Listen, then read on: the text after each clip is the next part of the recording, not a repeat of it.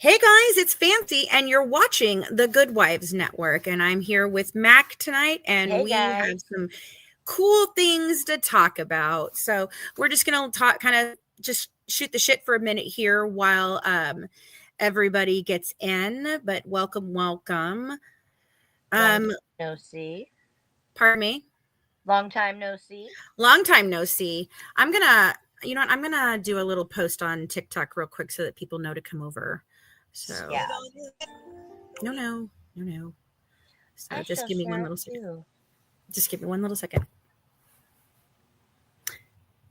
Hey guys, it's Fancy and you're watching the Good Wives Network. We're live over on YouTube right now. If you'd like to join us, we're discussing the changing date of births. We're going to be covering part of what our newest book is discussing. So come on over and join us at the YouTube of the Good Wives Network. Bye for now. Hope to see you over there. Have a good one.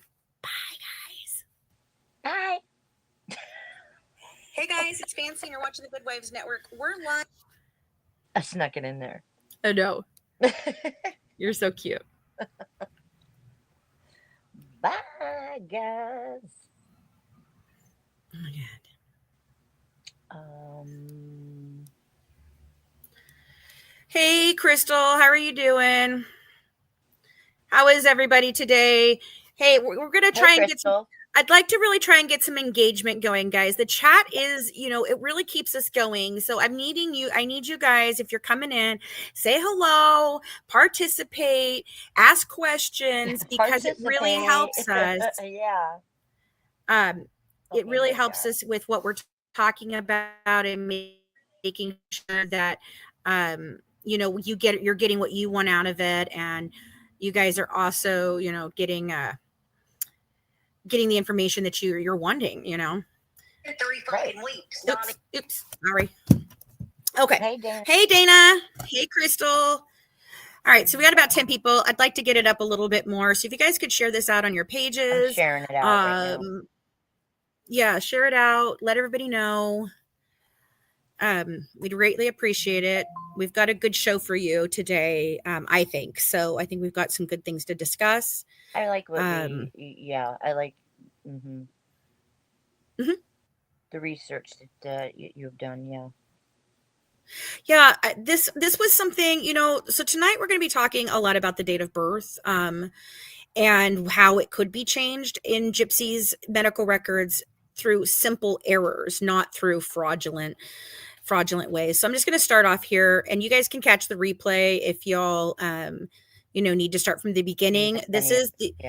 So before the documentaries, before the headlines, before anyone decided who the villain was supposed to be, there were records that didn't match, birth dates that shifted, doctors who knew more than they ever admitted, and a story that was never as simple as the one the world bought.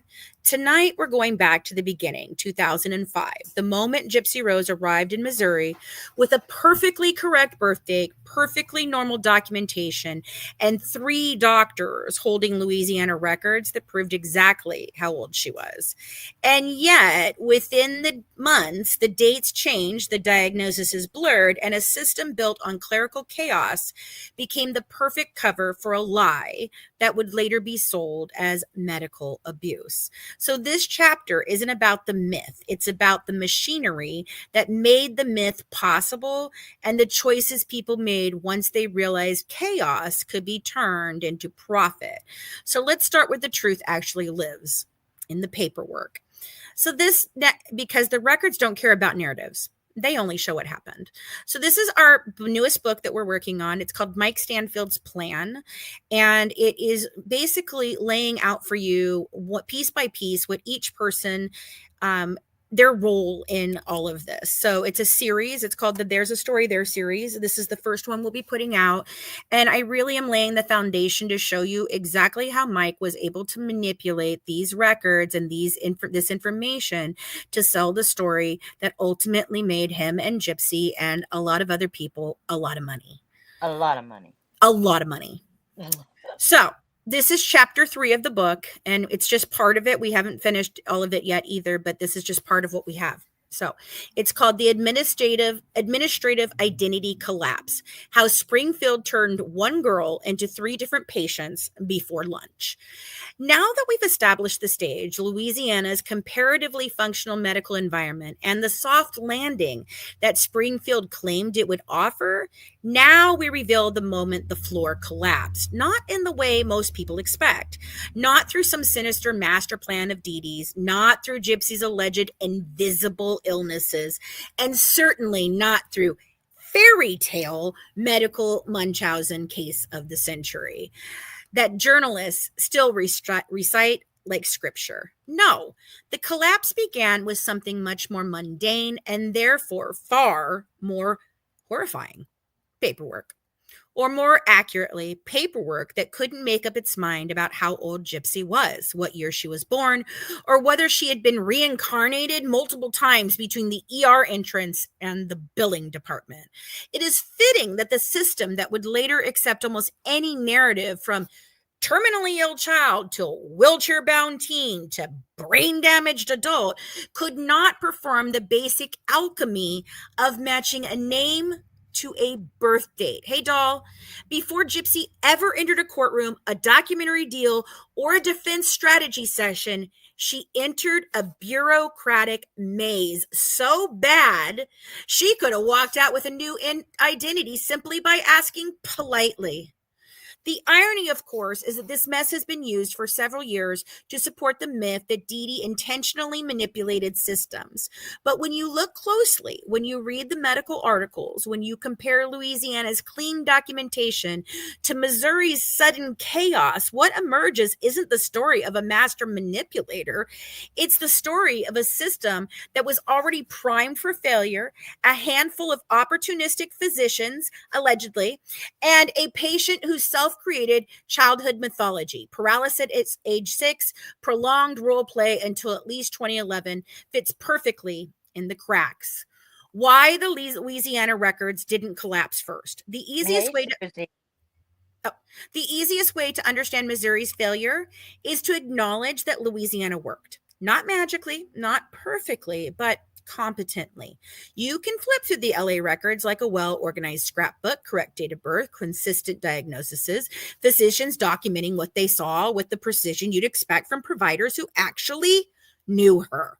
These records are the closest thing we have to an objective baseline of Gypsy's health. They show a medically complex child. Yes. They show legitimate issues. Yes. They show a paralyzed child. Not so much. The records from Louisiana tell a very specific story. They show a medically complex child with documented legitimate medical issues. But a paralyzed child? Not even close. Gypsy may claim she was pretending to be paralyzed, and yes, she likely manipulated her family and even her doctors to some degree. But the distinction is critical. Pretending and being accepted as paralyzed by the medical system are two entirely different things. The physicians in Louisiana were doing what any diligent clinician would do, trying to understand why this child's body defied expectations and tests. Minimal atrophy linked to her 1q21.1 microdeletion disorder, reflexes that didn't behave as predicted, symptoms that seemed contradictory. They were performing due diligence long before the 1q21 was even widely recognized in medical field. These doctors were investigators, not co-conspirators. Hey, Slayerwith, the LA records reflect a system observing, assessing, and documenting, not reinventing a child for a narrative. They show attention to anomalies, careful notation of developmental delays, and cautious evidence-based conclusions. In short, they show medicine at work, not fraud in the making. But they also show a system that saw her, not a system that tried to reinvent her, which is why the Missouri transition is so striking. The moment the helicopter touched down in Springfield in 2005, the documentation didn't change tone, it changed identity. The very first Missouri entries already conflict with one another. And within months, Gypsy effectively becomes 2 to 3 different patients on paper. Not because Dee Dee masterminded it, not because Gypsy's health drastically changed, but because the system she entered, both the bureaucratic side and the human side, simply wasn't built to handle what walked through its door. And that is where research becomes critical. So as I've told you before, the date of birth was the hardest thing for me to change. The changing date of birth was the hardest thing for me to reconcile and figure out. So this is where I went to the internet and I began researching, and here's what we found. Yeah, this So part. okay, and I read that, and I'm reading this from it. This was information from actual medical research studies, and I list them in the book here. So, in their review of administrative failure in U.S. healthcare systems, research shows that billing errors, duplicate charts, mismatches in identifying information, and inconsistent DOB entries were not rare aberrations. They were embedded features of the system. These studies describe how up to 1/3 of medical billing errors stem from front-end demographic inaccuracies, including simple miskeying, system incompatibility, or staff relying on previous incorrect records.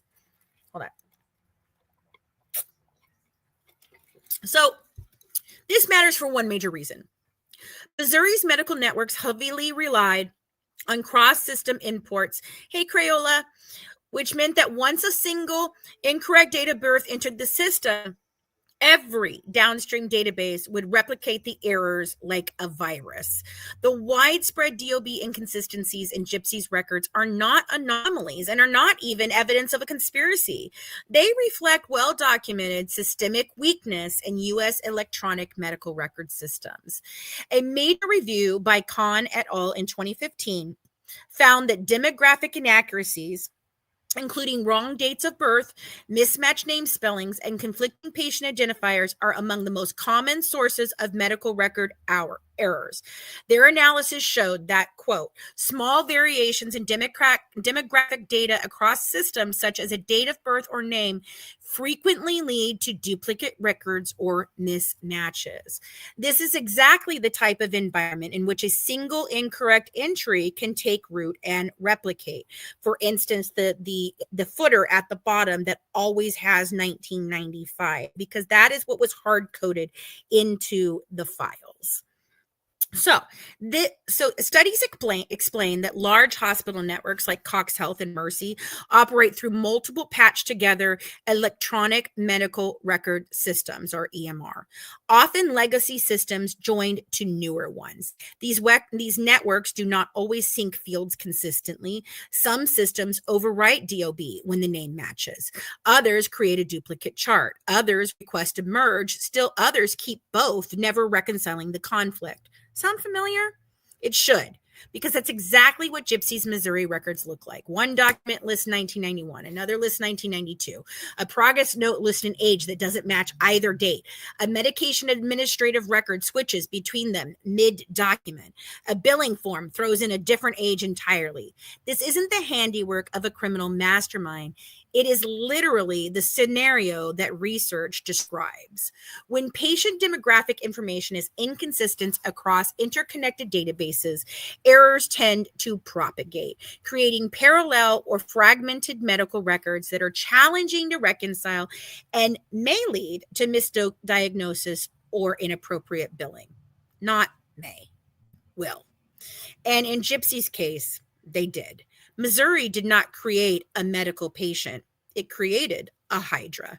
Why this matters for Gypsy's timeline. When Gypsy and Dee Dee began navigating Missouri's medical networks, they entered systems that were built from multiple merged legacy EMR platforms, inconsistent in how they imported demographic fields, vulnerable to automatically overwriting patient information, prone to creating duplicate charts when data did not match exactly. From Kahn again, discrepancies in demographic fields can be propagated across systems, especially when institutions institutions rely on automated or semi-automated record linkage mechanisms. Missouri's hospital systems, Cox Health, Mercy, SLU, and Children's, were exactly the type of regional networks Kahn et al. Describes. Interconnected, sharing partially compatible records, inheriting errors from previous entries, and repeatedly overwriting older demographic information. The viral spread of a single wrong date of birth. So Kahn et al. Explains that once a demographic mistake is entered, errors can spread rapidly when institutions exchange data, making downstream correction difficult. This perfectly explains why a wrong 1992 birth date entered early in Louisiana would automatically propagate into Missouri systems and then replicate across every new specialist referral and import. Once an EMR assessed the erroneous DOB, whichever one they did, every subsequent chart made from imported data replicated it. So what does this mean for the case?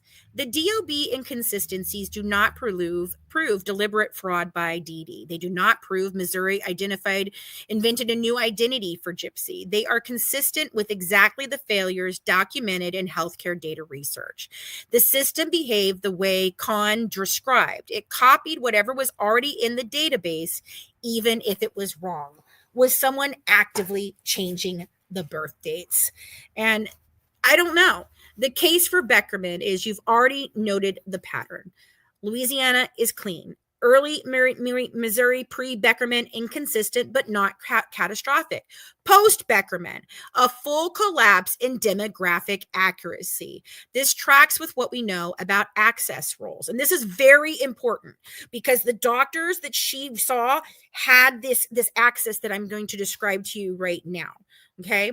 Physician with administrative privileges, especially those ordering durable medical equipment, wheelchair prescriptions, long-term medication plans, and referrals often have more edit-level authority inside EMRs than physicians who only chart and examine.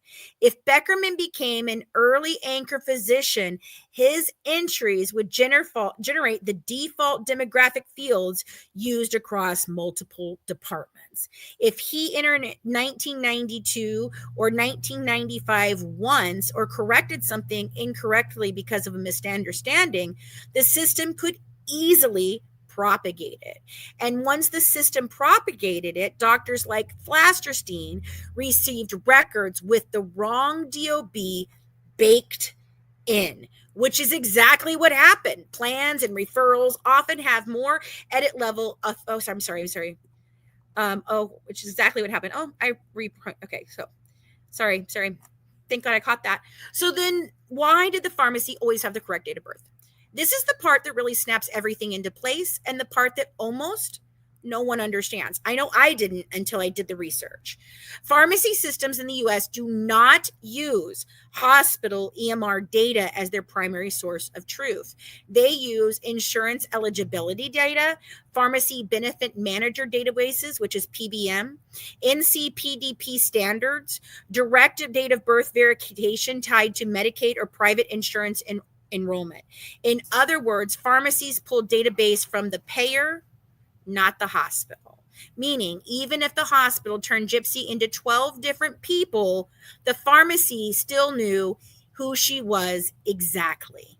This is why pharmacy printouts show the correct 1991 date of birth. This is also why Medicaid flags the date of birth discrepancy in 2012.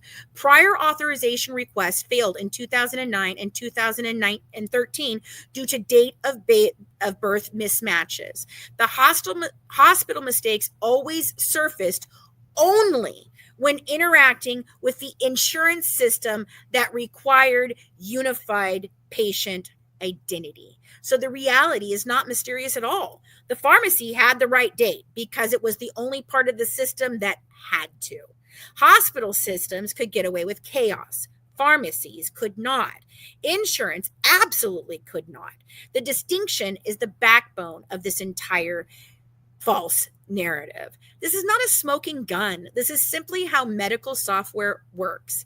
It's also why researchers warn that many identity errors are not fraud indicators, they are design failures. When fraud happens, it usually rides on top of design failures, which brings us to the heart of all of this. Meanwhile, Gypsy's own contradictions to the identity spiral.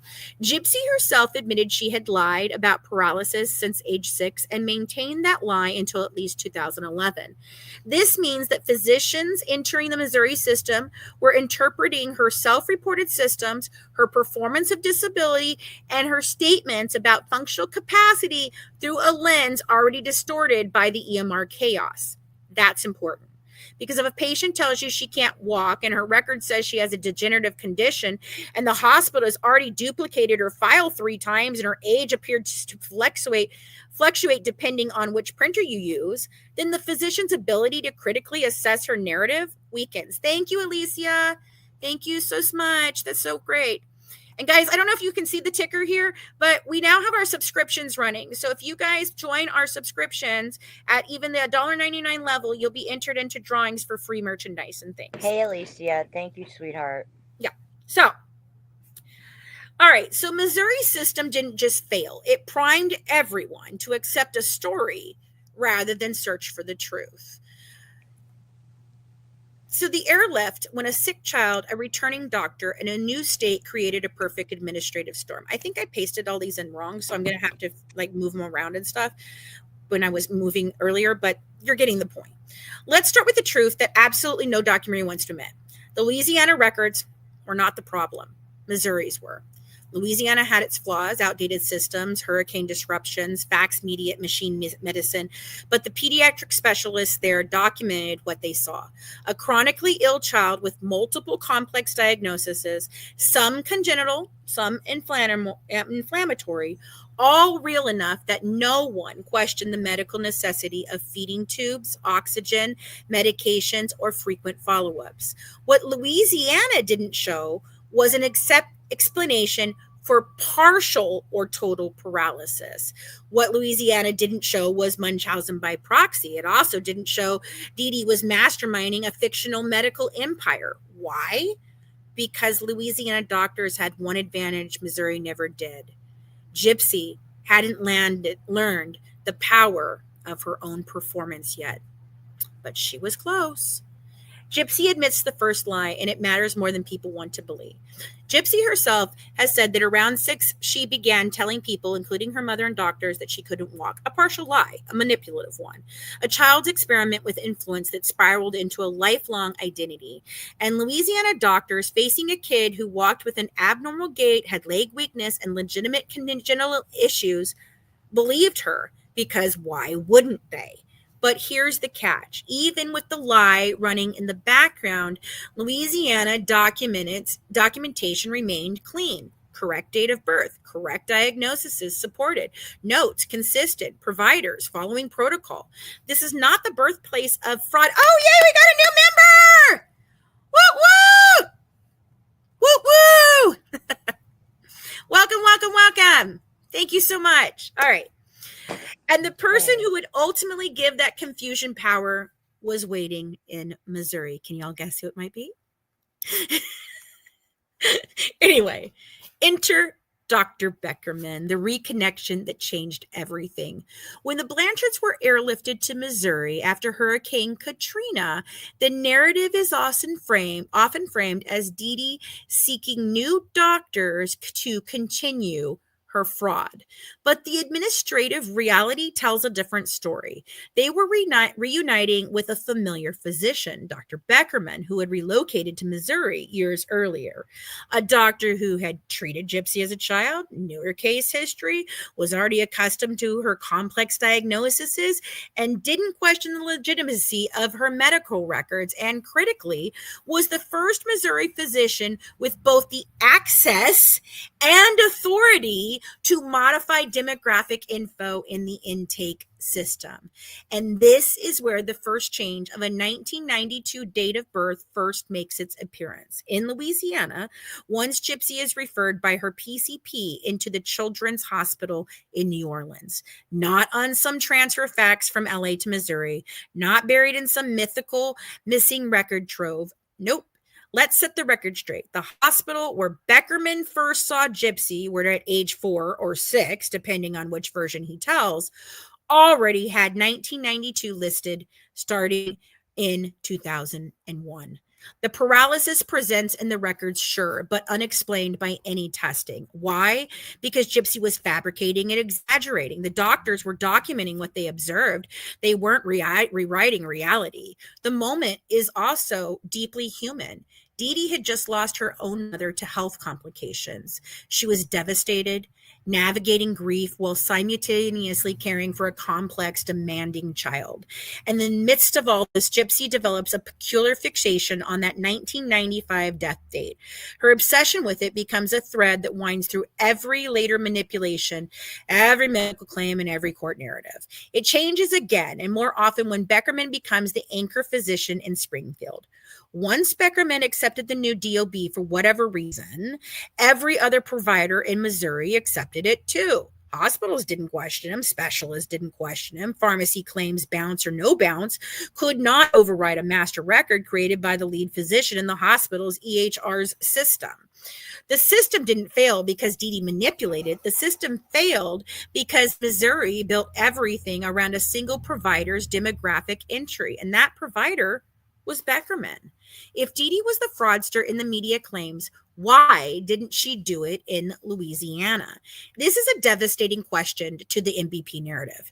If Dee Dee was such a prolific fraudster, if she lied about ages and diagnoses to exploit the system, then why are the Louisiana records clean? Why are the date of births correct? Why is paralysis listed as not explainable? Why do diagnostics find matched medical reality? Why does she only suddenly begin to get extreme benefits in Missouri?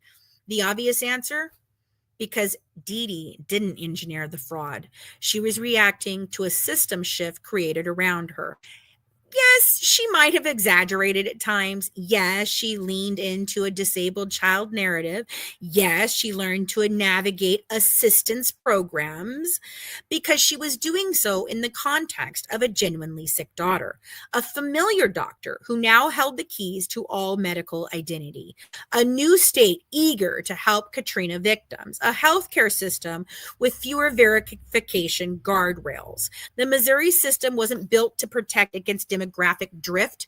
It was built to expedite care. And Dee Dee, she took the path the system carved. So Dr. Flasterstein enters the scene with a date of birth that was already wrong. When Flasterstein saw Gypsy, he received records showing a 1992 birth date. But here's the important part. The records were from the hospital in Louisiana that Beckerman was seeing her at. And we believe he is the one who originally changed the date, but it's unknown why.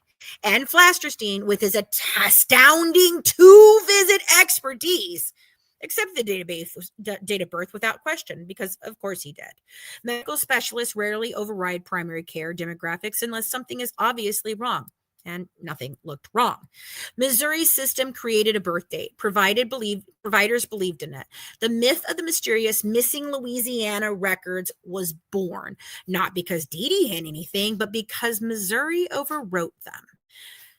So once you understand how breathtakingly sloppy the healthcare system can be, Gypsy's records stop looking like a mastermind's ledger and start looking like, well, Tuesday. One clinic uses a 1991 birth date because a nurse typed it in once in 2007 and it stuck.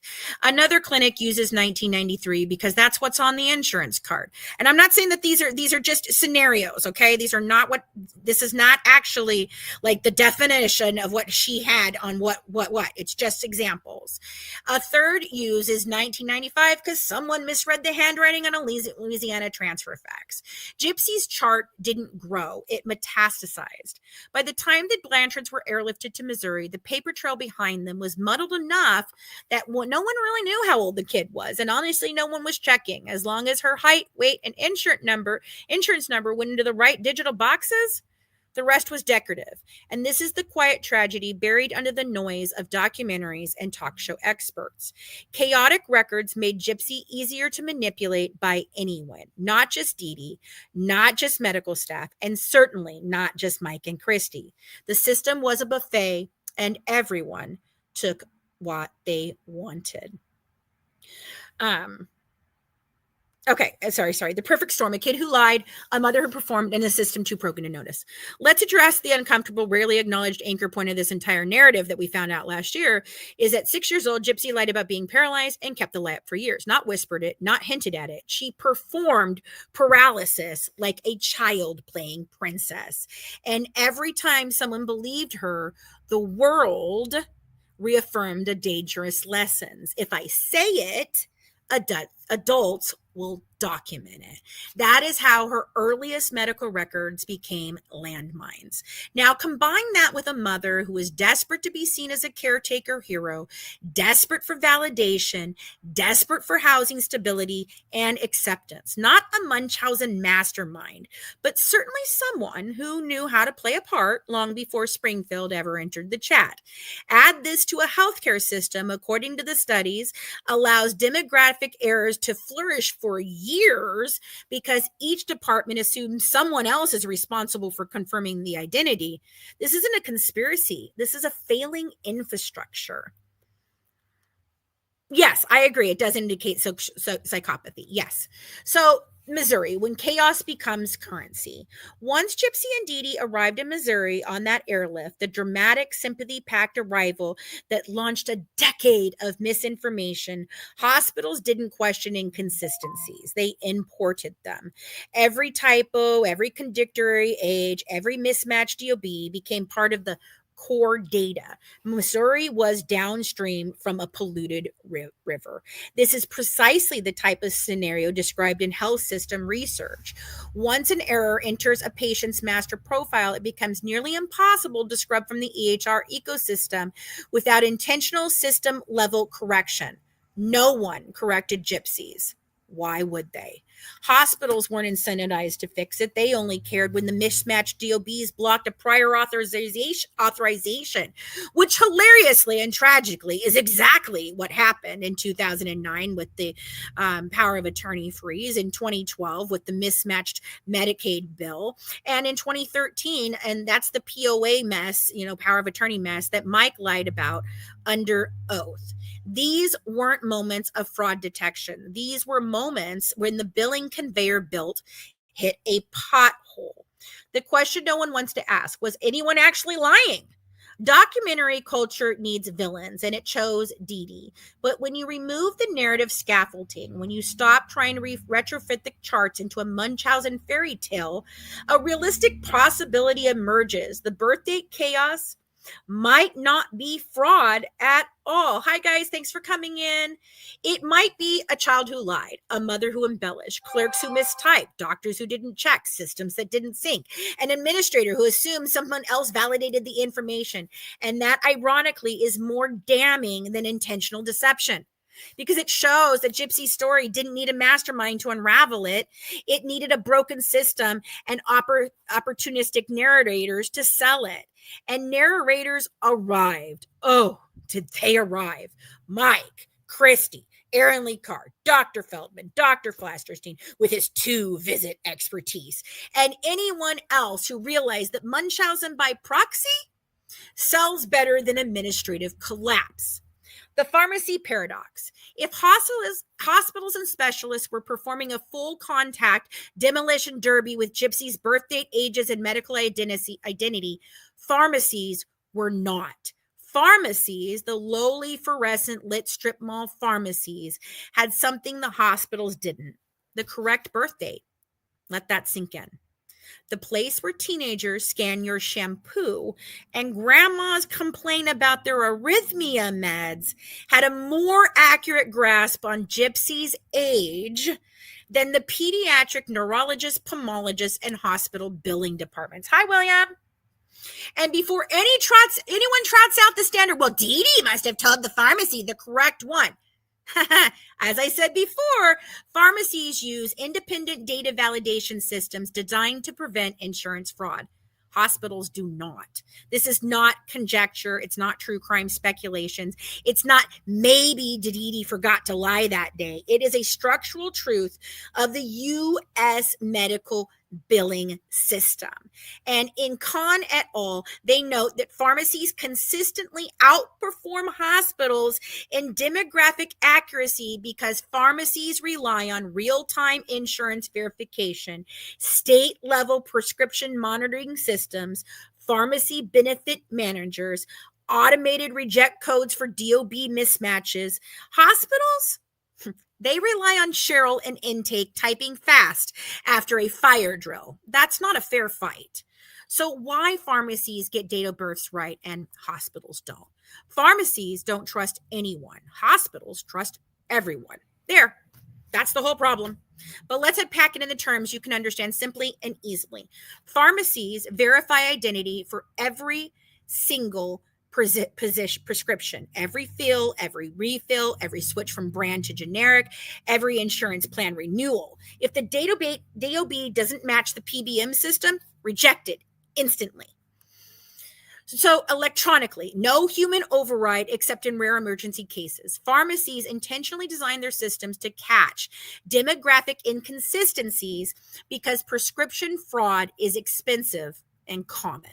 Hospitals, if the name is spelled rightish, the insurance number goes through and pulse is present, she's living. The system says, it's good enough. Number 2, pharmacies don't inherit messy charts from multiple providers. Hospitals pull in data from prior hospital systems, old EHR software, transferring specialists, emergency airlifts, paramedics, paper charts, handwritten referrals. This creates what researchers call layered demographic drift. Pharmacies start from scratch with each patient record. Pharmacies depend on date of birth for controlled substance regulation, age, legal category equal DEA compliance. Get it wrong, lose your license. Hospitals get it wrong, a claim gets bounced, someone resubmits, and life goes on. Pharmacies are audited. Hospitals are politely ignored. PBMs conduct random audits, targeted audits, retrospective audits, fraud investigations. If DOB fields don't match insurer databases, hospitals rarely undergo this level of scrutiny for demographic fields, which brings us to the most important point. Pharmacies had no reason to change Gypsy's DOB, so they didn't. Pharmacies don't benefit from narrative building. They don't sell documentaries. They don't write court filings. They don't give interviews about mother monster disorders. Hospitals are storytelling machines. Pharmacies are calculators with fluorescent lighting. So what does the pharmacy DOB reveal? This is where it gets good. If this pharmacy system had the correct database and it matched Medicaid and claims processed normally for years, that means Gypsy's real identity was stable in the systems that require accuracy to function. Hospitals were the ones generating chaos. So instead of asking, why did Dee lie to doctors, we should be asking, why did doctors never verify the information they billed under? Or even more pointedly, how did a child with the correct DOB in the pharmacy and Medicaid system magically age shift every time she saw a specialist? I'm just doing a live. What are you talking about? You're on a live somewhere? No, I was answering William. He said, same, how are you? Just lifting weights. Oh, okay. I said, I'm just doing a live. Okay. There is only one answer that fits the administrative evidence. Healthcare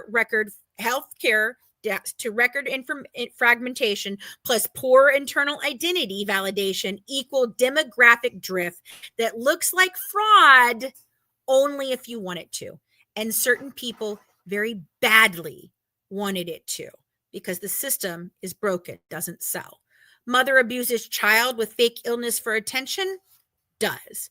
And so the bitter irony, the only system that worked is the one no one talks about. When documentarians show old pharmacy bottles with the right DOB, they skip past that detail like it's irrelevant. But in our story, it is the smoking gun of systemic failure. The pharmacy system caught mismatches, rejected incorrect DOB claims, required state level validation, kept longitudinal accuracy. The hospital system, on the other hand, copied errors, repeated them, attached new wrong ages, exported them to specialists, and fed them into Mike's defense narrative and became the evidence for Dee Dee's alleged MVP. When Mike later stood before the court and claimed that the medical records were missing, conflicting, or evidence of abuse, what he really held in his hand was the legacy of a dozen administrative failures and at least 2 different states' dysfunctional data handling systems. But a broken printer doesn't make a good villain. A mother does. This pharmacy versus hospital dichotomy becomes the backbone of the truth. Dr. Beckerman and Dr. Steele accepted database inconsistencies without review or changed them themselves. Dr. Flasterstein's 2 visits determined a suspicion of MDP with no follow-up. Medicaid catching the arrows only when claims bounced. How Mike used DOB chaos to construct his MVP narrative. How Christie's accidental release of Louisiana records exposed contradictions. It is the rare thread that cuts through the noise. And once you understand it, the whole public story begins to fall apart. Because the more stable and accurate systems had the truth. The more powerful and influential people did not. That is the story HBO special didn't tell. That is the story the media avoided. It's the story Gypsy hopes no one digs into, and that is exactly where we are going to keep digging. So who benefited from the DOB shift? This is where the story becomes uncomfortable. Gypsy, because it maintained the illusion of being younger and more dependent. Beckerman, because it justified a continuation of certain pediatric treatments and equipment billings despite Gypsy aging out. Missouri hospitals, because they trusted Beckerman's input. And Mike, who later built an entire defense narrative on the mystery of her medical identity. And Dee Dee, she mostly went along with whatever made her daughter eligible for care. Is that morally questionable? Sure. Is it Munchausen by proxy? Not remotely. So They all benefited from that shit. they all benefited. They all benefited. They all benefited from that shit. Yep. And it's a really good point you're bringing up, and I'm glad when you looked this up and everything you were doing yesterday, and then you called me and we were talking about it, I was like, I think we should actually, speak on this, because it's important to know how the hospitals Systems work. opposed to the pharmacies, Right. because, I've dealt with, don't want to rehash things, but, I've dealt with pharmacies for a very long time. And yeah, if there's anybody that's going to have your information correctly, it'll be them.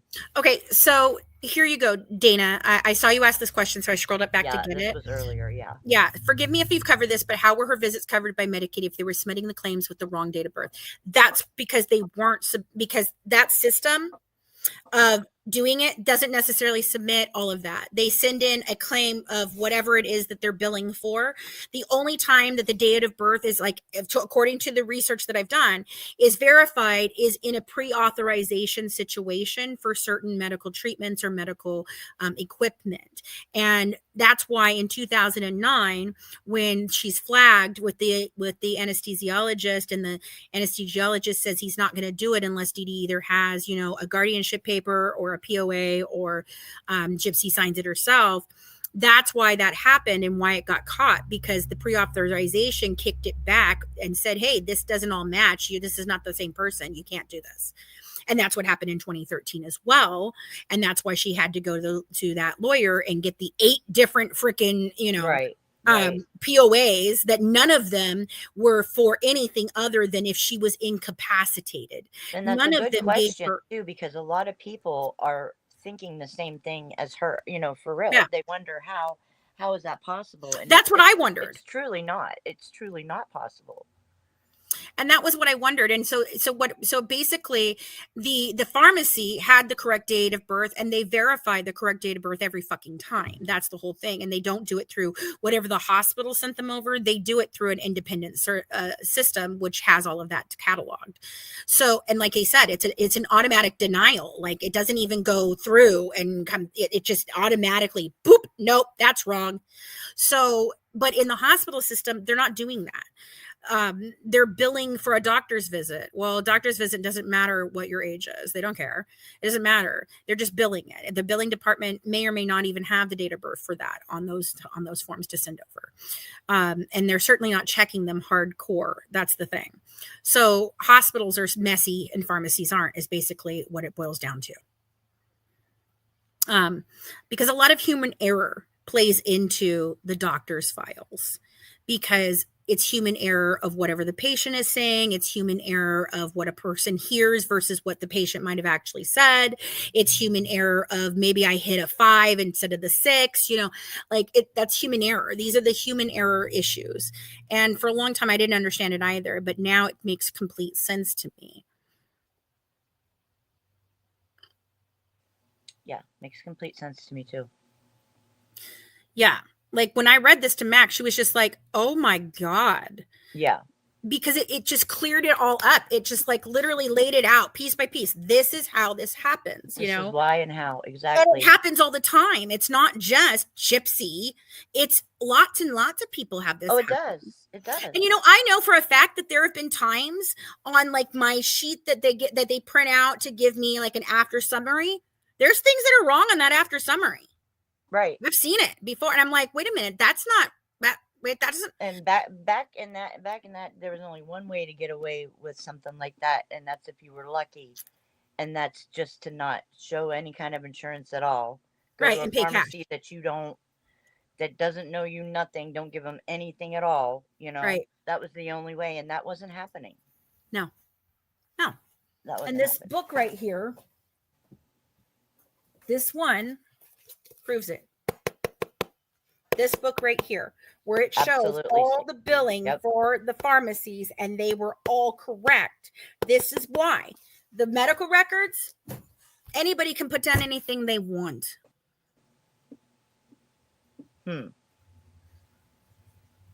Pretty much. Yeah. Yeah.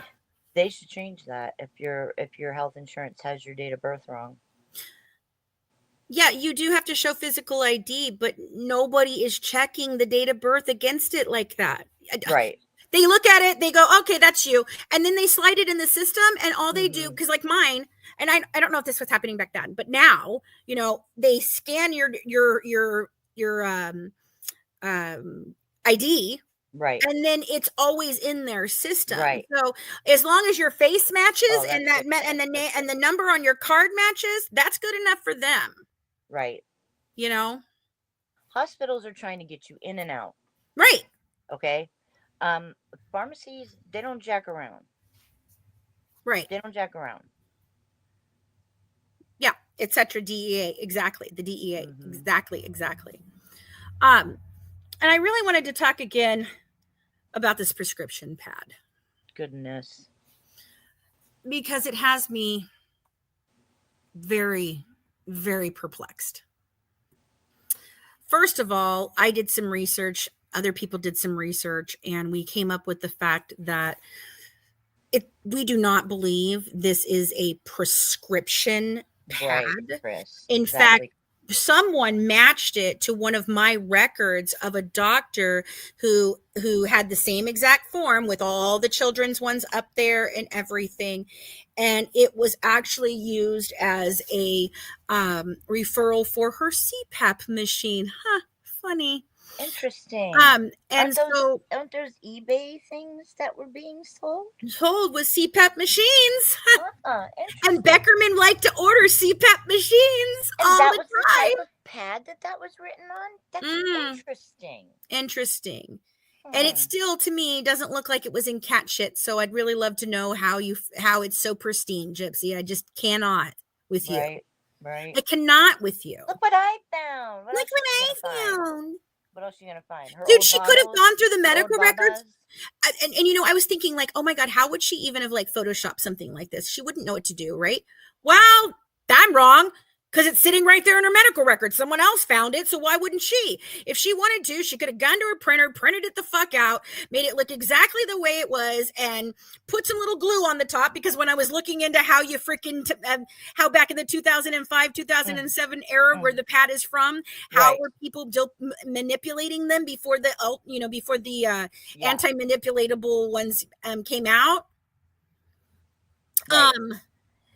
That's what you did. You would print them out, make it yourself, and then you would lay it on a pad and put glue on the top, so that when you ripped it off, it would still have that little bit of glue and would Right. look like it came from an actual prescription pad. Right.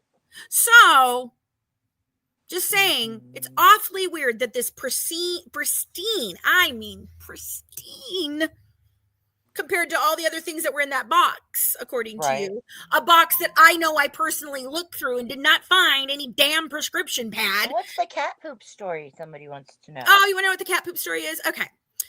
So originally, when Christy told the story about finding this prescription pad, she sent me a photo from the crime scene photos, and underneath it, she had circled a little tiny sliver that was white. Okay, and it really looked like the edge of a box. Oh, I don't know, the box that eventually gets pulled out and photographed. Who would have thought? I can't. But hey. I can't. So the story was that she reached in there, she was going through things, and she found a prescription pad under the bed. And originally, I think she said it was under the mattress, if I remember correctly. And I have to go back and look at my notes. But she said it was there and they found it. Okay. No other details about this. And she could not produce it for me.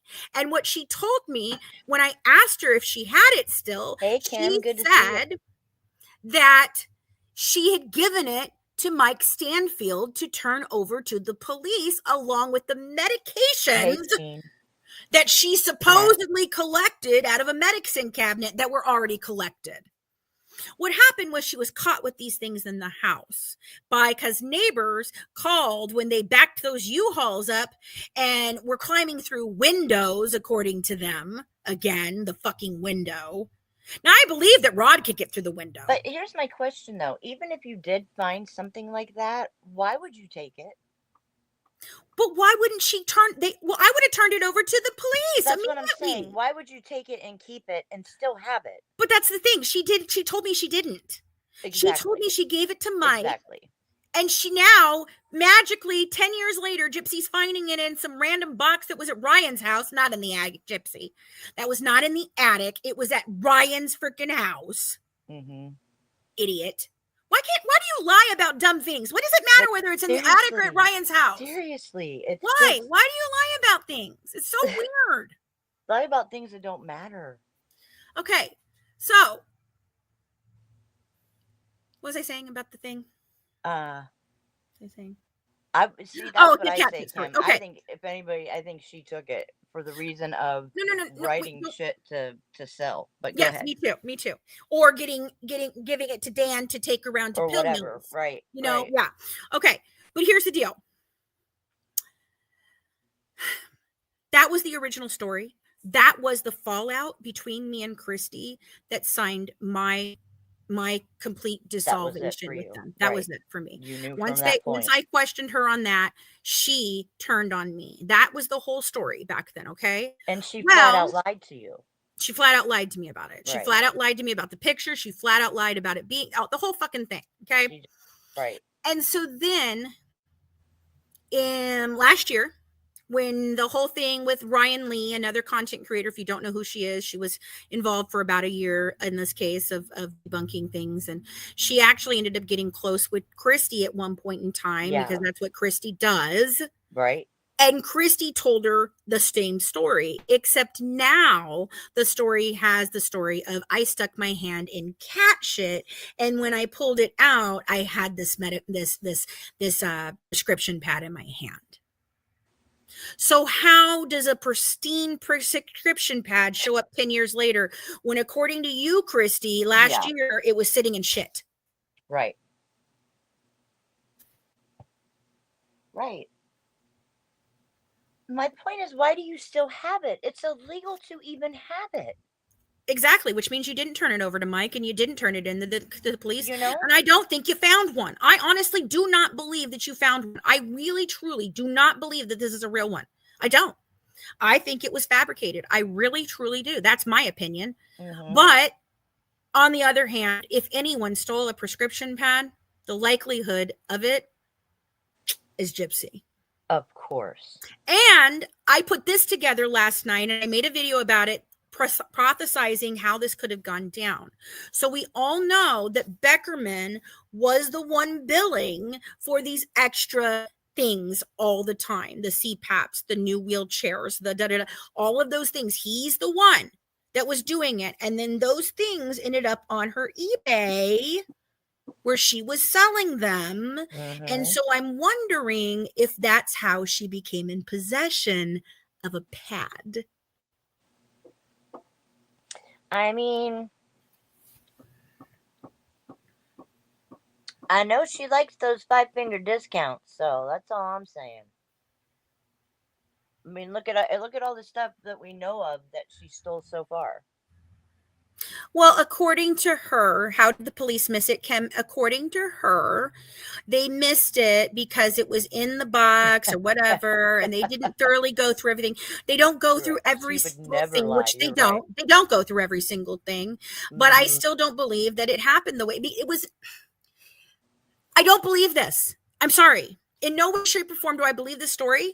I believe she's doing this right now because I talked about the cat shit story just last week and how that was my falling out with Christy and bobbity blobbity blah blah blah, and that she was lying to me and yada yada yada, and that's how it happened. And then magically this week, the mysterious missing freaking prescription pad that Christy couldn't produce 10 years ago just fucking shows up perfectly for her.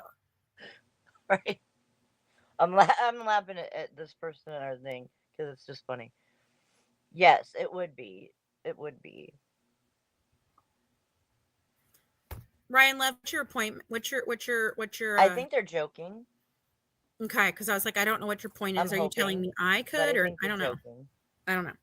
Anyway, so she had that pad in with photos for 10 years and had Ryan holding it and left it with him when she moved out and all those pictures. Yeah, basically. I mean, if you're believing the fact that it's a real prescription pad, yeah, essentially, yeah. Exactly, Kim. Good point. Wouldn't she have put it in her safe if it was something like that, for real? And there's no evidence that it was ever used. Exactly. And like Audrey pointed out, it was 2007. It was way outdated. Yeah. I don't know. I don't watch Ryan. I don't know what he does. Yeah, we don't know. I don't care about any of that. He is doing them, but not as much. I heard he flipped out a little bit one time because he didn't meet his gift goal or something. He was like being crappy to his supporters or something. I don't know. I don't think it was a good look though. Yep, Kim, I just showed them. These are the pharmacy records. Doing this, Ryan won't be able to work with kids because it's a children's referral pad. No, because she didn't claim it was at Ryan. But she didn't claim it was at Ryan. She claimed it was at her parents' house in the attic all these years. Yeah, I heard he was being really crappy lately. Yeah, I don't know. I don't really care. I don't like the guy. I've never liked the guy. Yeah, I don't really care for him. I don't really care for any of these people. I felt bad. I did in the beginning. But then once I learned more about him and learned what he actually knew about her and everything, especially through the emails, you know what I mean? Like he knew exactly what he was getting into. Okay, Ryan, you're definitely joking. Yes, I know. I'm dying. That's why I kept laughing. I'm like, yep, I get you. I got you. So, I mean, I don't like, okay, and for those of you that want to ask about current situations or current people or what, I don't follow any of that. I don't want to be involved in her chaos now. There's a lot of content creators out there already calling that out. That's not my thing. My goal, Mac's goal, is to be here for the truth of the case. I really truly can do nothing about the fact that she's outside living her best life. Mm-hmm. But the only thing I can do is change the narrative to the truthful story. That's it. So I don't Then, care what baby she has or doesn't have, what baby daddy she's with, if she's with I mean, Karen, if yeah, he do we left chit her. chat I about don't it care. behind the scenes? Of course we do. Right. But I mean, I don't mind answering certain questions. I mean, if it's just Yeah. here and there, it's okay. Yeah. But yeah, I just but let you guys know I don't Ryan has follow it. just left a really bad taste in a lot of people's mouth lately. He's just really been. He's just not a. No, he's not the person he tried to portray himself to be. No. No, not at all. Rachel was spot on. She didn't like him from the minute she met him. See, there you And, go. and if you read the emails, you know how ridiculously pathetic he absolutely is. Exactly, William. Pathetic. Yeah. Absolutely pathetic. I don't care. I just want to be a part of your life. Whatever you want to give me, whatever Jesus part of you Lord, you what is want. going on? Like, have some self freaking respect and dignity. What the hell is that? Yeah. Like, for real, I'm not begging no one. What is that about? Yeah. I agree with you, Shauna. I just want to know why all the people in her life condone her living a fairy tale and make it possible. I agree. And I have said this for a very long time. And I told Christy this back in in when I was working with her. And I'm like, you are going to have to realize that in fact she is a schmurderer, and she is dangerous, and she's done these things, and she doesn't live in reality. Christy, this is not reality, because there was so many times that she would say things to me, and I'm like, Gypsy, no, that's not how it works at all. Like, you don't understand reality, babes. You don't She, live I, in it. She lives in a fairy she tale really world that doesn't. she invents for herself. Minion wanted to know why she didn't get in trouble when she gave the detective her wrong spelling of her last name, and she gave him the wrong birth date too. But I think that was his way of just testing her to see if she was going to be honest just about simple questions, kind of like how they do with a lie detector. He knew what he was dealing with before he even walked in there. Yeah. Right? Yes. Yes. Oh, thank you, Janet or Jeanette. Um, that That's was so very sweet. sweet. That's very sweet. I think I That have was very too. nice to say. She really needs to hear those things. Yeah. Yeah. It the way she frames things also is Mm-hmm. very important. And how you have to listen to the words she says and understand what they mean in Gypsy's talk. Like, you can't just take it as a regular person talking. She has her own thing, and she distorts things, and you can tell she's distorting it if you listen closely enough. Mm-hmm. And it's how she frames things, it's how she magically finds something or remembers something. And it's just like the convenience of the time, or Yeah. whatever. I'm telling you right now, I know why she's going like she's going. She caught word. She knows the train's coming. I'm telling you right now, she knows it's coming. No, that's not the one I wanted. That one's good too.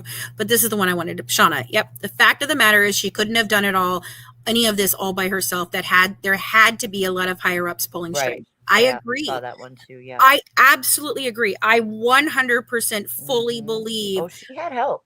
that she had help from Mm-hmm. several people, doctors, physicians, rug dealers, drug dealers. And I mean, if that truly, truly went on with me, if I truly felt like these doctors just totally freaking messed with my body and didn't have to, I would 100% forget about it. Forget about it. right, I right. mean, the fact that these people that are in mainstream media that are supposed to be intelligent don't have any common sense, it seems, at all. Because No. common sense would tell you so many things that we have figured out.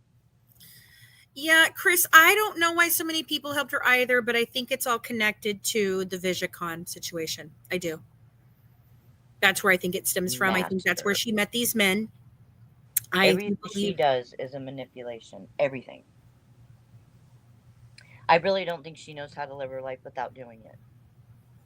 Okay. No, she was never tied to the bed. There's no evidence. Yes, she had appointments, and she was seen at the time that she claims that she was tied. And no, I do not think that Dee Dee was selling her scripts. I think that Gypsy was selling her scripts. Like, Mm-hmm. I honestly believe that Gypsy was stealing her mother's medication and selling Absolutely. it because, well, Absolutely. David Blanchard told you so. I think that's why Dee Dee was getting so pissed at her, dude. It's like she didn't just run away. She ran away and took all of Dee Dee's shit with her. Like, come on now. Who ain't gonna go after you for that? Take $5,000 out of a safe and walk away. Like, And all my medication and my yeah, phone and my phone? Like, yeah. Did you ever try to run away without doing all that? Hmm? yeah, that's what I'm saying, Kim. That's exactly what I was talking about. Was the situation where David threw Dan under the bus with it and said it. Yeah, exactly. That's exactly what I'm talking about. Mm-hmm. That was one of the first things I thought of. Like what, Yeah. if I was Dee Dee, I would have been so freaking upset, dude. I mean, love you like no other. Don't care you're my child. I love you like no other. But by God, don't you steal from me. Especially something like that. Especially like, a narcotic medication and that kind of money. No, I haven't watched the full Saturday Night Live, and I'm here to tell you, I've already told Becca this. David Blanchard is not innocent. David Blanchard is not a reliable source. So if she's saying that, I think she's misinformed. But maybe that's just her opinion. I don't know. But my opinion is no. I think he's heavily involved in all of this. And I think he's part of the biggest part of it that we can't see, and that's why she tries to hide it so much. And that's why And I he think came that out he last could. year and said that he was cleared. No, he wasn't cleared. Nobody was cleared. They just had a confession from Why the somebody. three stories? Why the three stories? Why many different stories? You know? Why did Kim say certain things that she said in the way she said? Because they didn't sound. I tell you Why would what, if why if is Aaliyah if lying? if she believes that he actually got his big ass up through that tiny ass window and went through that window, then I'll go along with it. Otherwise, get him the fuck out of my face. No Yeah, lie. no lie, no joke. Like, I mean, a cop lost his job over that, dude. Come on yeah, now. yeah, yeah. Mm-mm. You got to look at the whole picture. You can't.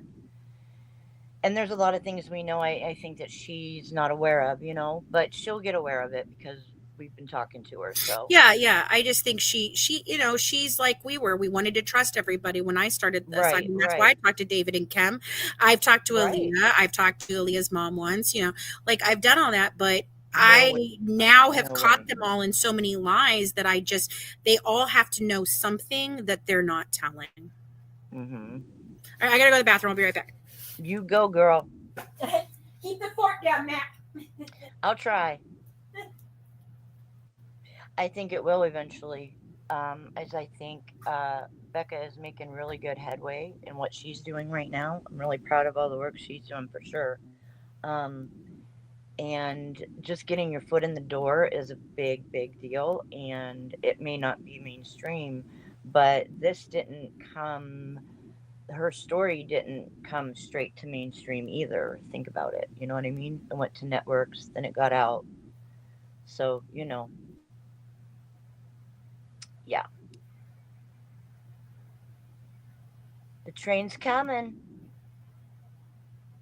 and she can't stop it. That's right. Truth train is coming. It's coming around the bend. And she knows it. And that's why she's flipping out and doing all the bullshit that she's doing right now. I'm telling you. See, look at this. Look at this. See, I found the prescription pad. Da da da da da. See how my mom was this, my mom was that. La la la la la la la la. Yeah. Hey, Kane. Yeah. This is why she's doing it. She's going to deflect however she can. She's trying to fight back as hard as she can right now, too. When she said she was going to be a cockroach, that's exactly what she meant.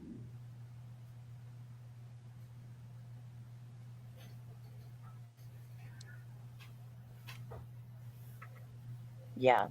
But what she doesn't know is all the work she did trying to break all the creators up actually brought all the really good ones together. So thank For you, sure. Gyps. Thank you. Because some of us just got so fucking fed up that we decided to put all of our beef aside and just be like, Yep, nah, we're doing this. that's right. Because Personal there really beef was no aside. reason to even be a beef. There really actually wasn't even a beef. It was other people that, you know, Yeah. started things that, it's that's why I say you should talk to somebody one on one and not through chat and not through, you know what I mean, so you know Yeah. what's up. It was just a lot of misunderstanding. That's all it was a lot of misunderstanding. I Yeah. I I really like her. I always have. I think she does really great work. I like what her and Laura are both doing. And yeah, and I think all of us, I like what we're doing. I think Hmm. all of us is, yeah. Okay, hold on. So I'm going to put this up on the screen so you guys can see it.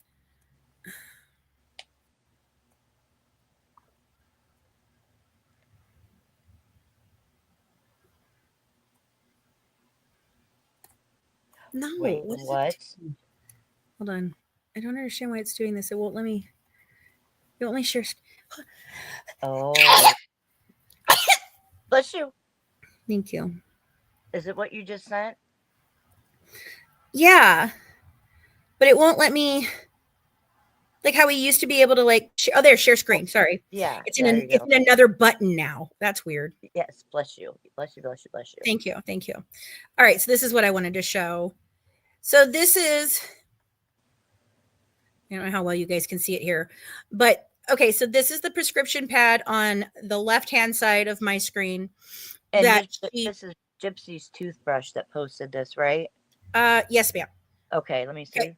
So this is the form that she supposedly has, right? And here's the one that is from that say it's got all the same information. It looks exactly the same. And you see what they're freaking ordering? Mm-hmm. A BiPAP. Yep. A There BiPAP. it is. BiPAP So backup. It's a what? BiPAP. It's a backup even. Look. Yeah, BiPAP backup. Yeah. Yep. And that was Dr. Hips, I think, or no, Dr. I don't know why I said Hips. That was my husband's doctor last night. Weird. Looks like Dr. Muscular, but I don't No, think I that's think his it's name. Dr. Bellin, I think is the one I have to look and see which doctor it is, Dr. but this is yeah. Muscular. I So this love is the you. same from the same thing. Look at this. I mean, here it is right here. So this isn't a prescription pad that Dee Dee would just take in there. And she would have had to know all these numbers. She would have had to handwrite them in. And if they are handwritten in down here, do you know what happens? They call and verify. Even back in 2005, if it was handwritten like this, they call and verify. I mean, there was an Why? awful lot of space between, for them to write the script. I was like, I've never seen that much space like that. Like, I couldn't figure it out. And now that I see the script, yeah, I see now. It's the size of a regular letter. Like that's the funny thing. Oh, sorry, Oh, my sister. so yeah. And there's no doubt that little 5 finger Franny freaking, yeah. And I That gotta one watch might her. have the Definitely gotta RX watch her. watermark, because the one we have, if you look at the date, it is from the ninth month of 2007. In the 10th month of 2007 is when they implemented um, the watermark ones. So hold on a second. Let me look at that picture one more time. Wait. Hold on. Let's see when it's from. Yeah, I think William, it you'll said, you get somebody like that, you gotta stay away. Learned your lesson. yep, that tracks. Does it? Yep. Hmm. Because this one is from 10 whatever '07, and that's when they were phasing these out and going to the ones. And this one does have the watermark, I do believe. Mm-hmm. Yeah. Mm-hmm. Interesting. I was gonna look and see if it had the same DEA number at the bottom. at I the can't number. see. I can't see it well enough. I have to go find it. Let me see if I can go find it. Hold on.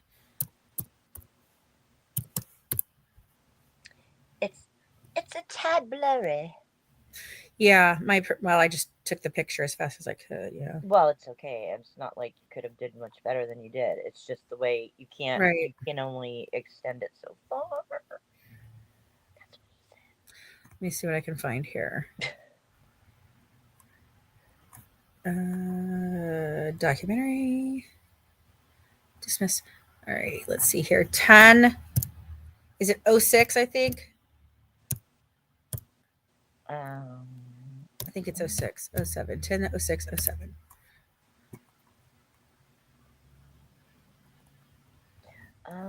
Is there a provider NPI listed on it?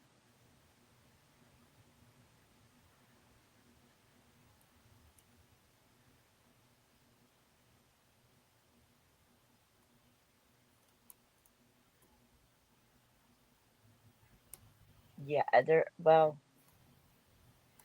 Hold on, I think I'm in the right spot here. Just give me a second to look. I don't know if they wrote it, Just give me a second.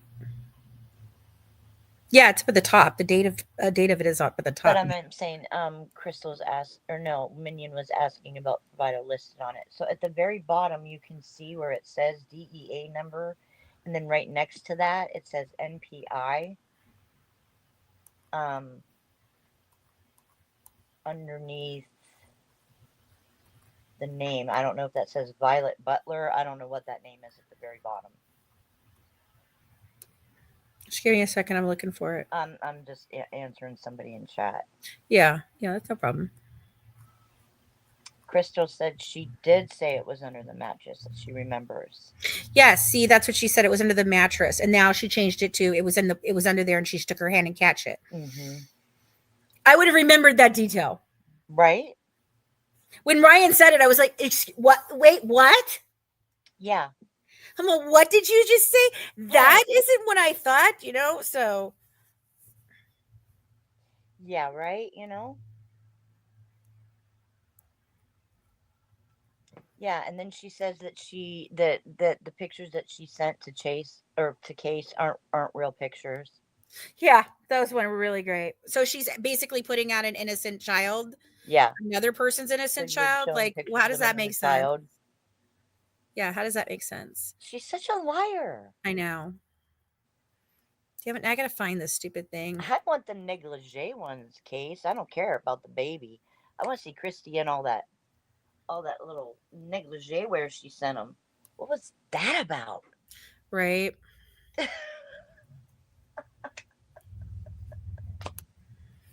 No. Oh, she's just a swinging. I wish I knew where it was that they found what I'm looking for.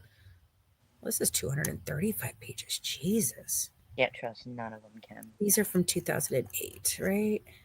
That's 2008. And I don't trust none of them. Oh, no, I don't trust any of them. Mm-mm.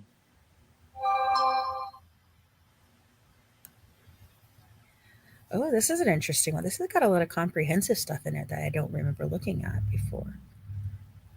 Huh.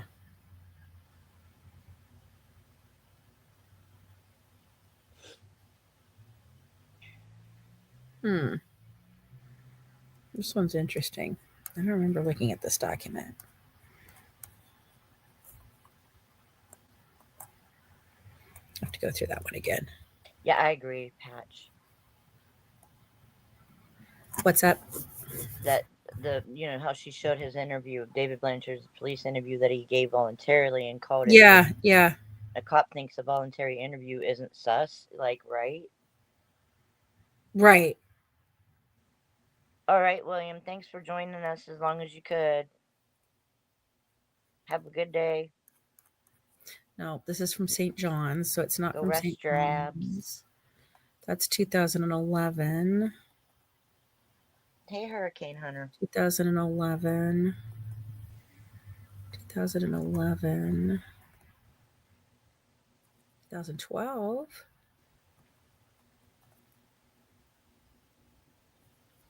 2012. I'm not finding it. Like, hold on. Let's go to Patreon because obviously it's one of the ones I put out with the watermark on it. So let me Christy look in was Patreon. wrong for doing that.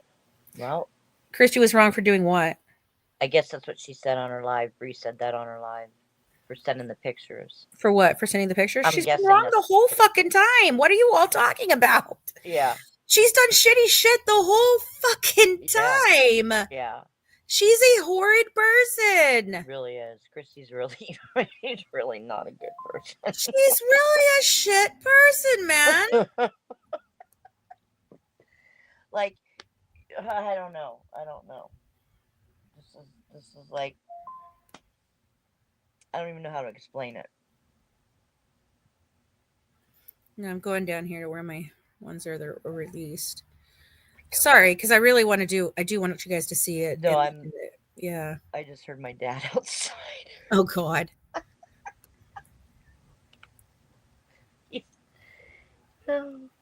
Old man trying to be a young man.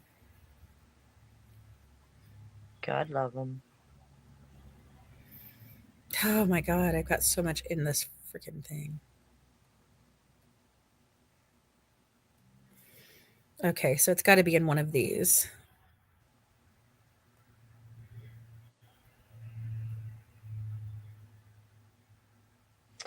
Julia Gregory. Have we heard of that one? What? Hurricane Hunter. Has anybody else What'd you heard of the say? Julia Gregory, the Munchausen by Proxy story that is identical to Gypsy's? No. Don't think so. But thanks for No. I'm gonna Letting look us into know. that We'll one. look now. That's what No, I'm I didn't ask you to saying. They open it they think there. if they preach God, it's like you have such a misconception of what you know what I mean. What because you go into church, because you go to church, because you think that's what's going to get you into heaven. No, it's what you do when you're not in church. Right. Do you know what I'm saying? It's how you live your life when you're outside of church. It's how you treat people when you're outside, when no one's watching. Right. That's what matters. I think this is where it is. Let me see here. Wait a minute. Is that it? No. Right. Ha I know. ha. Here it is. Okay, here is another one from here. I understand what you Okay. meant, Shauna. I do too. 707-045 MR 0907. Yep, that's the exact form. There's Hmm. two of them here. One is for the E cylinder something camera. That's what it looks like. Possibly Kane. Either that or the pad's not real. It's the pad that she's produced. We don't think is real. Okay, so let me share this so you guys can actually see the one that they found. That's right, Stacy. That kind of hate comes from inside.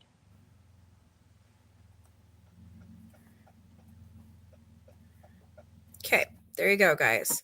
So when you look at it, if you look down here, yes, these pads are from that time period. So it's right when the Mm-hmm. time period of transition. But this is still, It is a prescription pad. yeah. But why has it got that? What is this watermark on the back of it? Why is Why that does it there? say invalid all over it? Invalid, RX invalid. Is that the watermark we're all talking about? Or Is that what they do after they put it through? no? Did they Because this would mark it be after they put it? Do they like run it through the machine that no, does because that? this is beforehand. This is before they run it through and gave her whatever she got. Mm.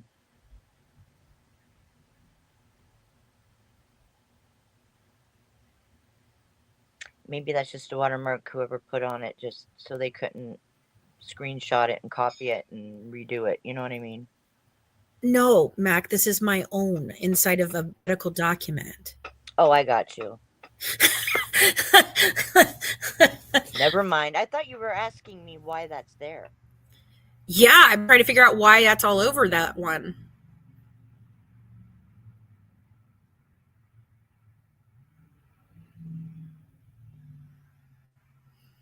Because that's weird. Why does It it is say weird. that?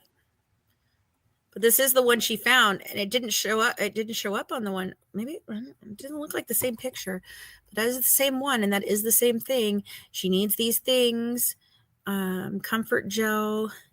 Wondering. Okay, let's see if I can see the doctor's notes on That's that. what I was thinking, Amber. I'm not sure though. What was the question?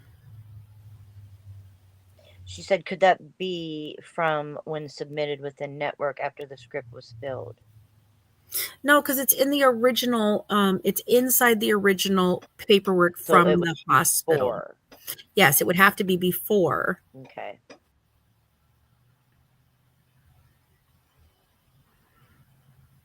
It's also interesting because look at all these. This is the notes for that go along with that, and the doctors are writing things down here in the bottom. Like that's weird.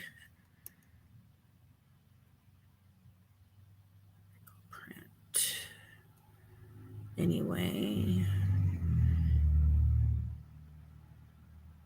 10807. Without a doubt, Kane.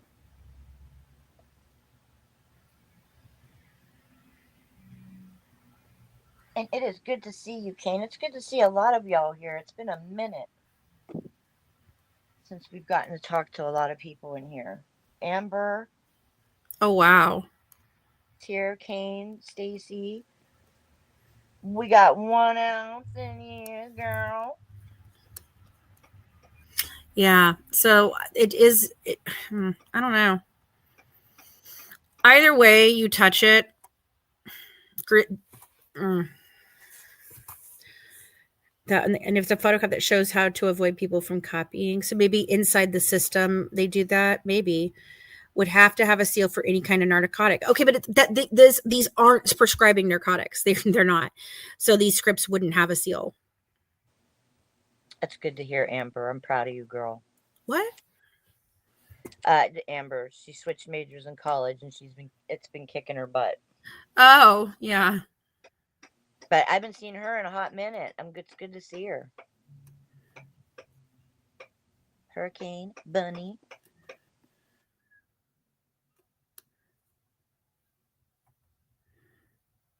Okay, so that is the watermark, I guess, that they're saying would be there, and the one that she has doesn't have that watermark on it.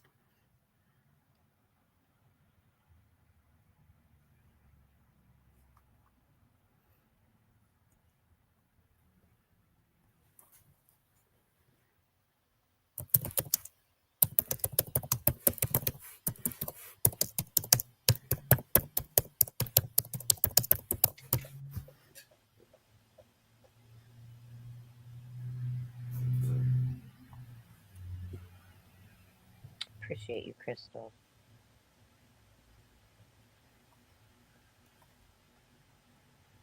Okay, so yes, containing a repeating diagonal pattern with information from the prescription itself to prevent alteration. Some tamper-resistant forms also have a latent void pattern, which becomes visible if the paper is copied. So basically, thinking that way, then my mind is to say that it's not a real freaking prescription pad. Mm-hmm. Because look at the one, here it is. It's got it right there, all over.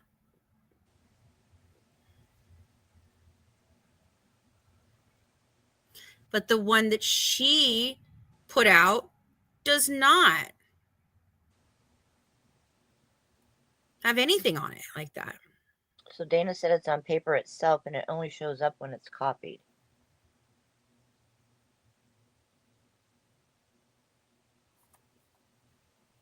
So when she took a photo of it, it wouldn't show? Script is not correctly processing the file.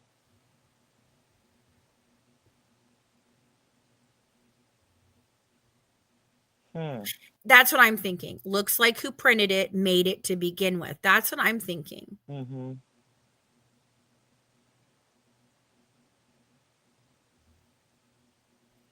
Mhm. She thinks we're so She thinks we're so fucking stupid. what year is that form that you're looking at? 2007. 2007. Yep. Yep. And it has Jameson, it has the same numbers at the bottom. Look. Let me put it back up again. Look at it's the same numbers at the bottom. Hold on, let me scroll down so you can see the bottom. It's that same number, 707-045 MR 0907. And this is from 10/8 of 07. And so this is when they started using these. That is exactly when they started using the ones with the Yeah, we bigger. understand, Patch, but that's why we go through it and try to, you know, because this is the only way we can get the truth out is by going through it and going through this process, to find out whether it's real or whether it isn't, you know. No, it doesn't have the E on the end. It has her as age 14 in 2007. She would have been 16. But again, it's not going to a pharmacy. It's going to something for a cylinder and a BiPAP, a nasal mask, and something with muscular dystrophy. I don't even know. This is so weird. Like, I don't know. Amber said she wonders if a pharmacist maybe caught it and ran it.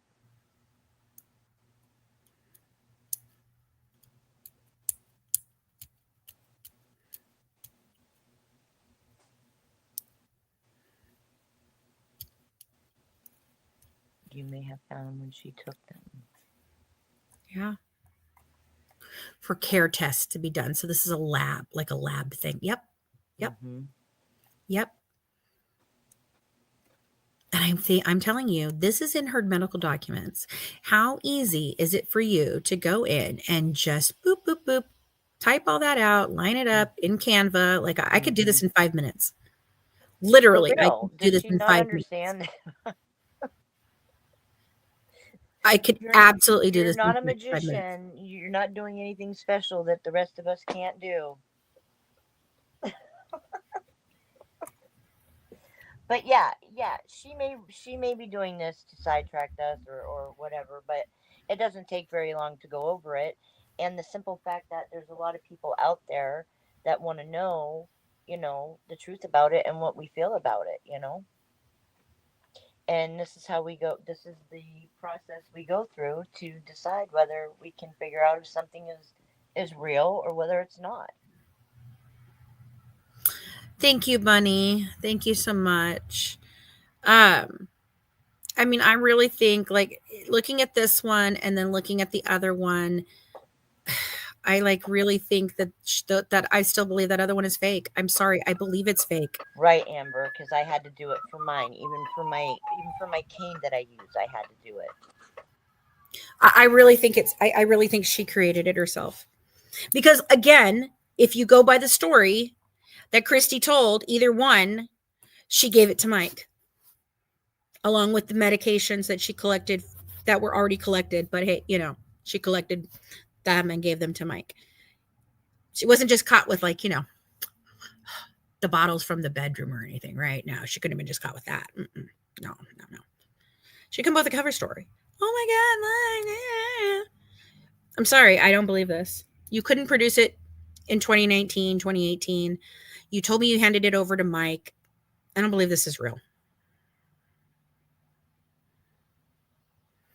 And I think it's timing that really puts it into place because I was just talking about this last week. I know. Yep.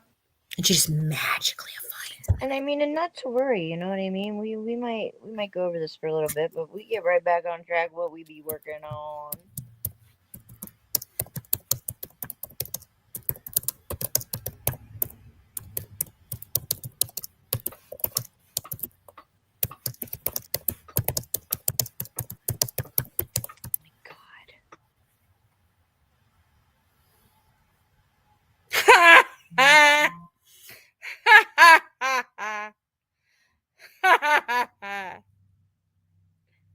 Guess what you can do, my friends? You can Do go to tell.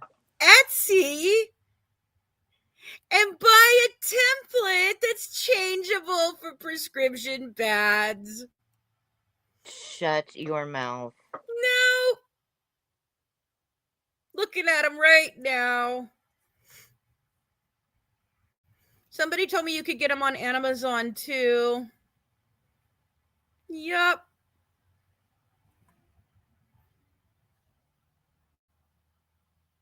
Yup.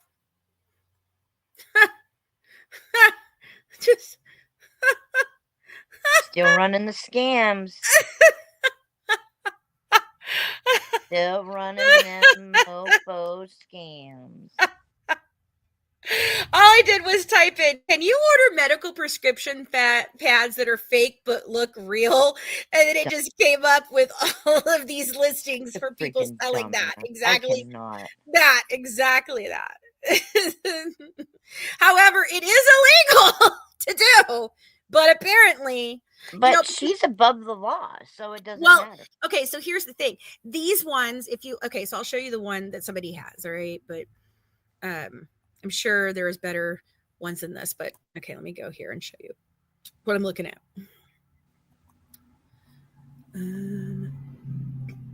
Remove, hold on. Okay, I'm going to switch to my phone. I'll be right back. Okay. Hold on.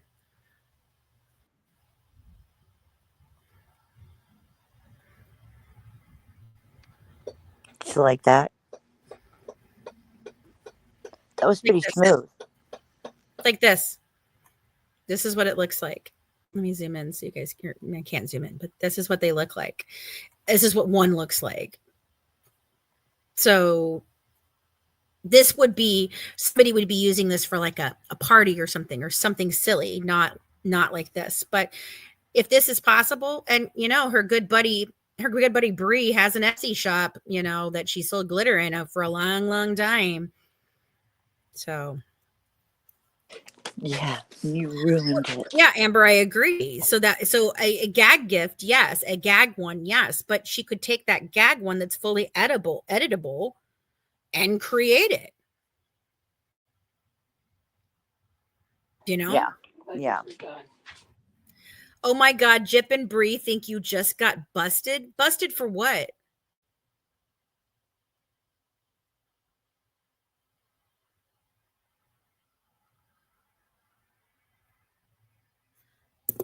No, Jameson, I didn't. On TikTok? Let me see.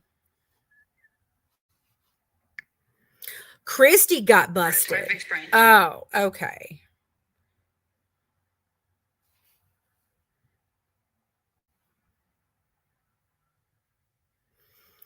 Oh, I see the picture you sent. Thank you, Jameson. Okay, what happened? It's one of the pictures. I think it's one of the pictures that she sent to Case. Oh, is it the lingerie? There's a whole bunch of different sites. Really? Really? Is it okay to show it?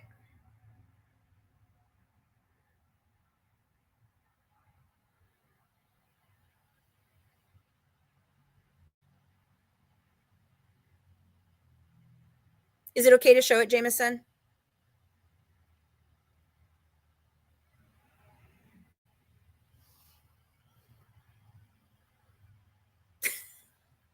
Come on, answer me. Oh. Can I share it? Can I share it? Can I share this picture or not, Jameson? Please. What? Please. Yeah. You're not the originator, so.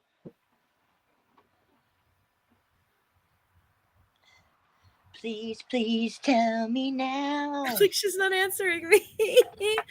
I'm just going to show it. I don't think it matters. What she's saying is this is a profile picture on, let me take off the background. I got to take off the background real quick so that it doesn't blur.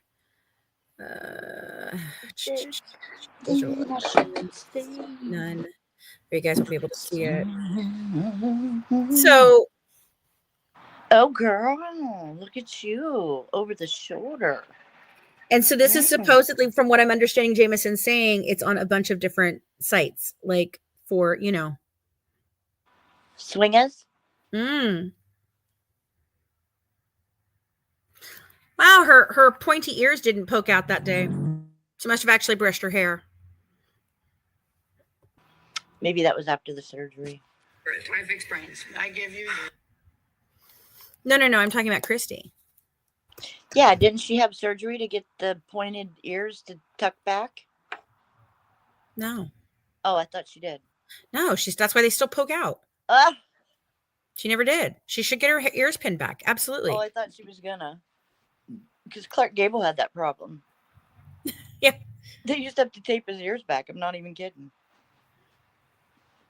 And he had really bad simple chronic halitosis. There's a whole bunch of different sites. Interesting. TikTok. I thought that's why you were laughing. Yeah, it is. It is. As I was saying, I did see it and I showed it just now because I'm like, oh my God, that is what it is. Oh my God. So crazy. Yeah. But Gypsy was on all those sites too. She was on all of those sites. Those type of sites. Christy had her ears pinned. I'm pretty sure that it had to have happened this year. Yeah, remember? Because she said it was because of morbid. Oh, yeah. Making fun of her. Yeah. So she went and had them done. Yeah. Took that blood money and had it done. Yeah. Yeah. It didn't work. They still poke out. No. You need to go to a therapist. You're spinning out of control. Right. Yeah, there's no lingerie in this picture or anything. It's just a sexy pic, She ain't got nothing on. Right? She's just like looking over her shoulder like, It was under the mattress. I heard nothing about cat shit. See? Yep. Exactly. It was under the mattress. That's what she told me originally. Under the freaking mattress. Told you. Yep. So was there cat shit under the mattress, Christy? Right. Because I believe Ryan when she says that. I do believe Ryan when she said that. And Christy has gone on panels since then and told that story. So there you go. But even still, I would believe her. Because that's just, Christy fucking, dude, I can't. She did her dirty. Christy is not a good person, man. She just is not. No, definitely not. Definitely not. Okay. Well, guys, I think this was a very productive live. I feel like you guys got some good information here. Does anyone else have questions or anything of that? Please remember our subscriptions are now here. So if you want to start joining at $1.99 and up, you can. It just supports our channel. At the $1.99 level, you're just getting like stickers and stuff because it's just to support the channel and help us along. At other levels, obviously, we're going to start giving you more things. But also, if you enter at any one of our subscription levels, you get entered into prize drawings each month. So for each month that you continue, you still get entered into a prize drawing. So that's what we're going to start doing with this. So we got 2 members now, but come on, guys, let's give some memberships. Let's get some memberships We'll be going. back more. We'll be back more. We've had a lot of stuff going on. So, yeah. It's not been an easy couple of months. No, it's been very hard. Like right now, my husband's in the hospital with a heart attack. So yeah. Prayers for Craig, everybody. Please prayers for Craig. Prayers for Craig. Yeah. So, all right, guys, hit the like button, subscribe, share it out, do all the things. You know what to do. And make sure that this is seen because this is important. It was really good seeing everybody. I'm glad everybody came in.